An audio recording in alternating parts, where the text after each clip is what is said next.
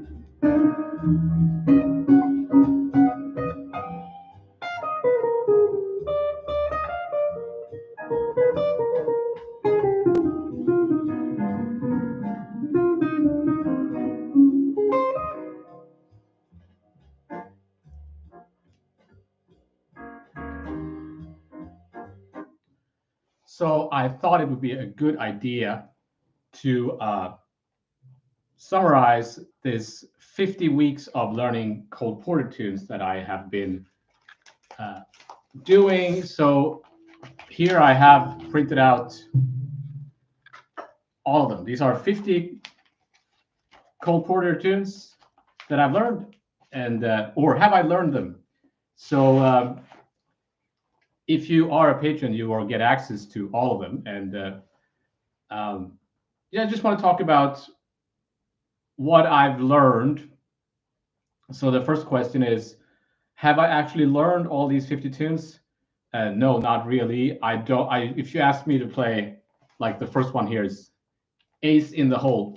I mean, I couldn't play it from memory just now, even though it was fairly recent that I did that video. But at least I know the tune as of, I mean, 5 months ago, I would never have heard of the tune. So I've actually studied Cole Porter, and even though I don't know all these tunes from memory, if I was on a gig and somebody called any of these tunes, I would be so much better prepared than I was a year ago. I was actually very ignorant when it comes to Cole Porter. I didn't even know what he looked like. And that's one of the things that I thought was a little bit weird. As jazz musicians, we spend all this time playing these tunes by these composers, but we don't really know anything about the history of the tunes or the composers. We've heard like maybe Miles Davis play these tunes, but they're not by Miles Davis. They're by, they're from musicals or movies. Let me know if the audio is okay, by the way, and if you can hear me and everything. So there I was playing with this Aebersold that I've been using, and I recommend this one. It's a good. It's more fun to play along with this than the generic iReal Pro backing tracks, right? So that's something that I enjoyed playing along with these. So I put together some questions for myself. Unless you guys have any questions. So one thing that I realized was that when you set out, you commit to do something like this. I'm going to learn a tune a week was my goal, right? And make a video on it.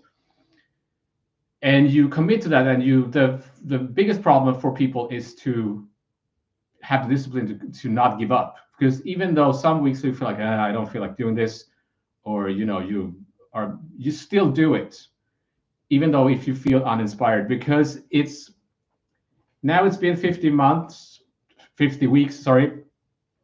I am hopefully a better musician than I was before I started this.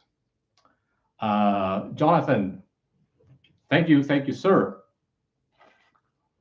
So I see a lot of people do this. Like, I'm gonna transcribe a solo a month, or I'm gonna do learn to play a tune a day, and then they just stop because it's not realistic. I think I set out with a realistic goal, which was to make a tune a week, and of course I already knew a lot of these tunes. So let me just play maybe some other tune. One of the favorite tunes that I've never played before I did this, and that I've learned to love, is I Concentrate on You. It's also in this Aber song. This is a fantastic tune. It's just really nice. Let me see if I can play this.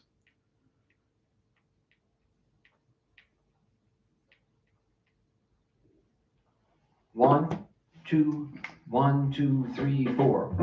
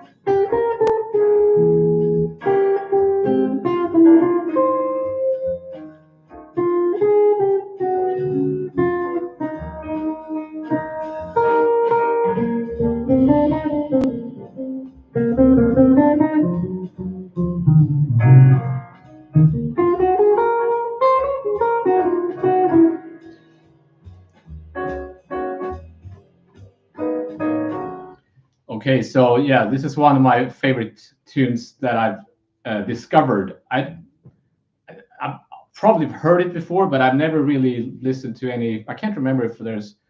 I think I've heard Grant Green play it. Then it goes to minor.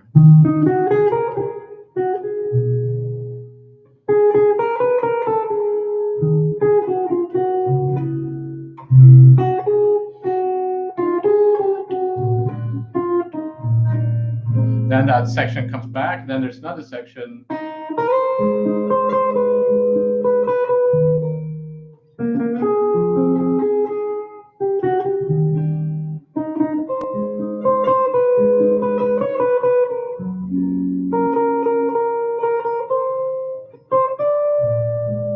And then you think it was going to go back to the A section, but then you have this.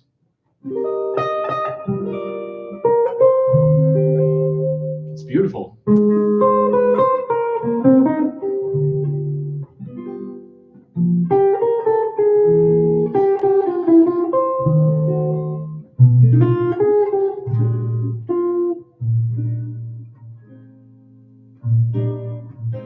So that was a tune that I really enjoyed learning. Another thing that I've enjoyed during this learning process is finding out all the famous recordings of Cole Porter tunes. Most obvious one is Ella Fitzgerald's or her Verve recording, which I think most people have heard. But there are many others. Oscar Peterson, I wasn't aware of that. Cole Porter like tribute albums or compilations. Even Charlie Parker had one. I did not know that, which is not one of my favorites, to be honest. But now his name escapes me. This is this Belgian guitarist who has an album with only Cole Porter tunes. His name is, but he's a Belgian guitar player, and that was a really good discovery for me to listen to that album. And so many people have recorded or made like Cole Porter tribute albums. So what am I gonna do next? Who's gonna be the next composer? Well, it's going to be Jerome Kern. So here is another Ebersol, also very good. Something I'm gonna do a little bit different, something that I learned, mistakes I made during this process is I should have known a little bit more about the tunes and the composers from like the history of the composers and the music. And so I'm reading a biography about Jerome Kern so that I'm a little bit more knowledgeable. It's not supposed to be history lessons, but I should at least know something about the composers. And for example, I think I say in one of these Cole Porter videos that Cole Porter wrote his tunes, most of his tunes in the 50s, which is completely incorrect. He wrote most of his tunes in the 30s. So I was like way off. He had like a comeback, I think, in the 50s with a musical called Kiss Me Kate. So he did write stuff in the 50s, but most of his stuff I think was in the 30s. But I'm not trying to be like a historian here. I'm just learning to play. I wanted to learn tunes.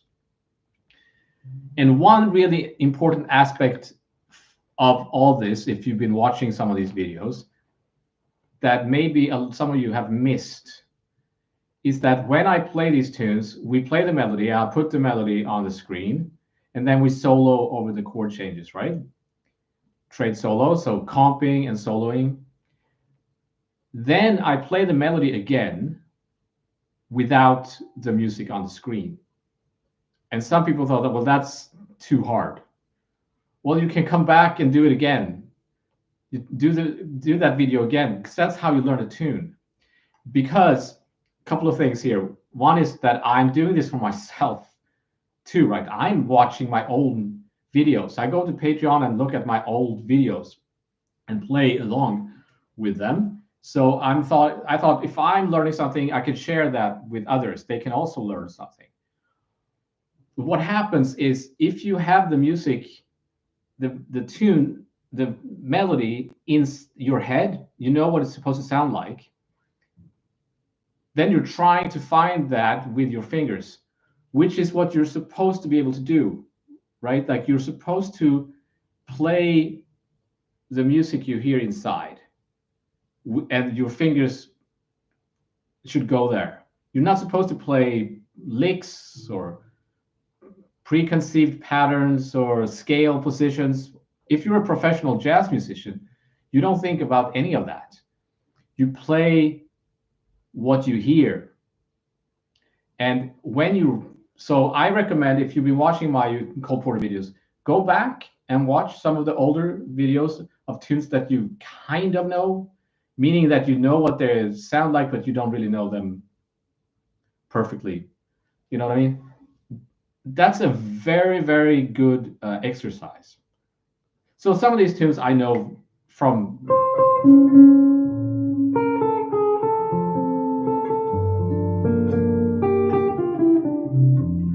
Like I Love You, that tune.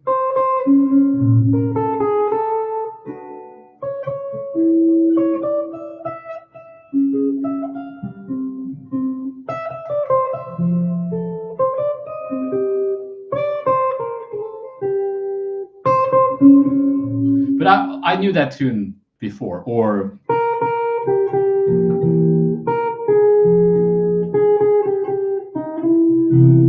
what is this thing called love? I think most people know that tune. That's a very common tune to call on jams or what have you. Uh, I concentrate on you wouldn't be that normal, like that common to call on a jam. People would be a little bit scared of that tune because it's a longer four. Yeah. So another aspect of this is that the most important thing if you want to be a jazz musician is to know tunes. It sounds obvious when I say it like that, but we tend to forget. We practice our diminished triad pairings, which is great. Don't get me wrong, I love that stuff, but that's secondary. Having a good sound, a good swing feel, and knowing tunes. And if you don't know what to practice one day, like there's a day it's like, oh, I don't know what to practice today. Learn tunes. Learn one tune. That's gonna make you a better musician. Thank you for sharing your process of learning. Do you write your own tunes? Yeah, I haven't been very busy writing stuff because I don't have like a group that I play with at the moment. I did a record like more than 10 years ago. It's not on Spotify. It's released on a Canadian label, and I might put it on Spotify. I'm not sure if the label allows me to do that. So, but I enjoy writing music, and I am planning to do a record maybe in this summer with tunes that I've written that I've never been recorded. So, but I'm it's not the top of my list at the moment of things I do. But studying a composer like that, another thing is that you kind of get inside the head of the composer. You start noticing things that they do. And from what I understand, reading about Jerome Kern now, is that sometimes they actually recycled old tunes because they had to come up with tunes on. They had deadlines for the musicals. They had to write music fast, so they took old material that they already done and kind of changed it. Because you hear sometimes it's very similar. It's almost the same melody sometimes, but that's not bad. It's doesn't make it bad. The label is called Ado Records, but it doesn't. I thought they went out of business probably like 10 years ago. But yeah, they have some nice records on Ado Records, so ADDO, with some of the Canada's finest musicians, and I think even Tom Harrell recorded on that label. I'm not sure. I have world's smallest prosecco here to celebrate because I don't like to toot my own horn. Is that how you say it? But it feels pretty good to have done 50 weeks of Cole Porter tunes without giving up. So I feel pretty proud of that. So cheers. Some of the classical guitar stuff you posted. Yeah, I am kind of relates to the previous question there, that I would be more interested in learning classical guitar at this point in my life, or than to write obscure jazz tunes that no one's going to listen to. If you know what I mean. I'm not into the writing process. I used to be back in 10 years ago or so, more than 10 years ago. But who knows? Maybe I'll write some jazz tunes. But there are a few jazz guitar players that also play classical guitar. I think the best example is Wolfgang Muthpiel, and also I guess Ralph Towner would be the hybrid classical jazz guitar player.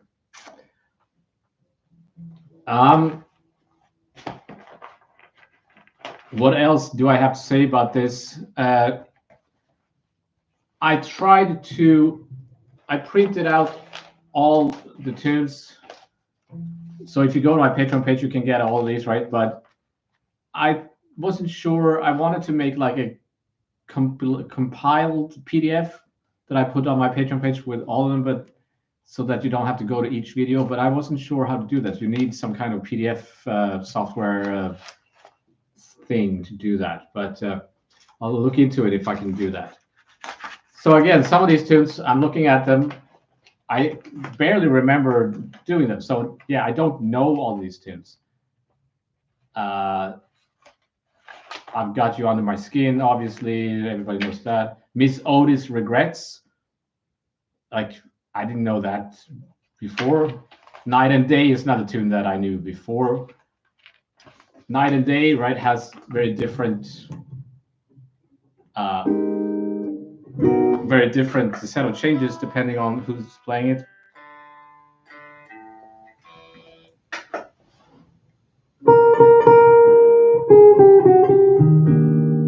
So it's B major to E flat major.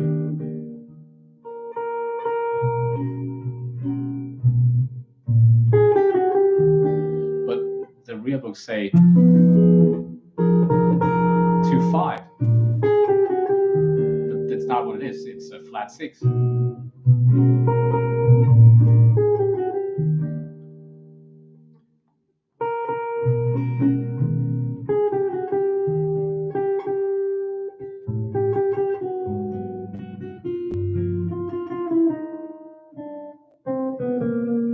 And for some reason, people play it in C major.